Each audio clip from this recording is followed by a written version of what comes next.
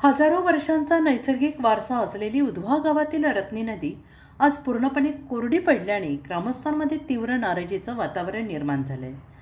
आष्ट डोंगर, कणेरी डोंगर, मोरसागरा डोंगर परिसरातून उगम पावणारी ही नदी मोडगाव मार्गे उधवा, कासपाडा, वाणीपाडा, केवडीपाडा, बापनपाडा आणि मिसळपाडा या भागातून वाहत उत्तरेकडे प्रवास करते. नमस्कार, मी रिया पवार. डहाणू मित्र न्यूज नेटवर्कमध्ये आपलं सगळ्यांचं सहर्ष स्वागत. पाहूयात काही ठळक आणि महत्त्वाच्या घडामोडी. पूर्वी या नदीत मोठ्या प्रमाणावर पाणीसाठा होत असून मशापाडा येथील चिखली, दहाड, बंदरपाडा येथील करंज, पातळणी, दहाड तसेच जुन्या लोहारपाड्यातील खडकाचे दहाड ही पाण्याची प्रमुख साठवण केंद्रे होती.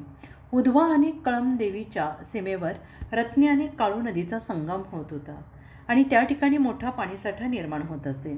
आणि विशेष म्हणजे तलासरी उधवा रोड लगतच ही नदी असून याच मार्गावरून ग्रामसेवक, सरपंच, उपसरपंच सदस्यांचा दररोज प्रवास होत असतानाही त्यांनी या समस्येकडे दुर्लक्ष केल्याची टीका होते आहे.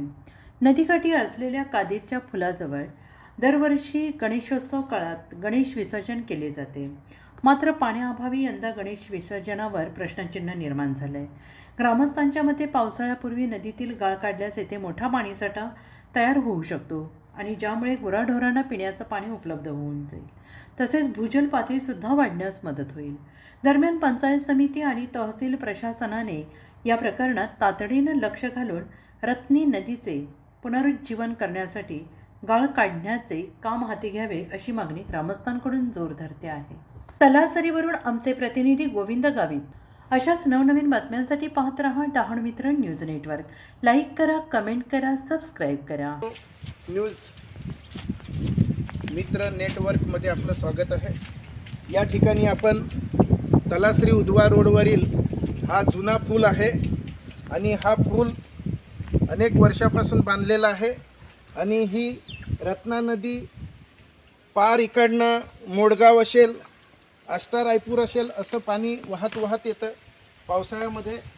आणि या ठिकाणी उधवा ग्रामपंचायतीने कधीही ही नदी साफ केलेली नाही आणि त्याच्यामुळे या ठिकाणी अस्तव्यस्त दगडा पडलेले आहेत.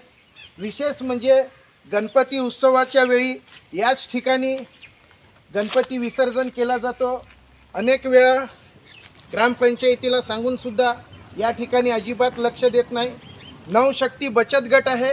ह्या बचत गटांना या ठिकाणी प्रयत्न करून गणपतीची मूर्ती व्यवस्थित उतरावी त्याच्यासाठी त्यांनी त्या पायऱ्या करून घेतलेल्या आहेत. कमीत कमी या ठिकाणी उधवा गावातून आणि इकडे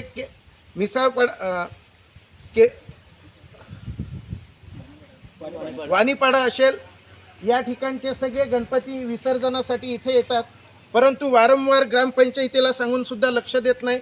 आपण या ठिकाणी बघूया. या ठिकाणी एक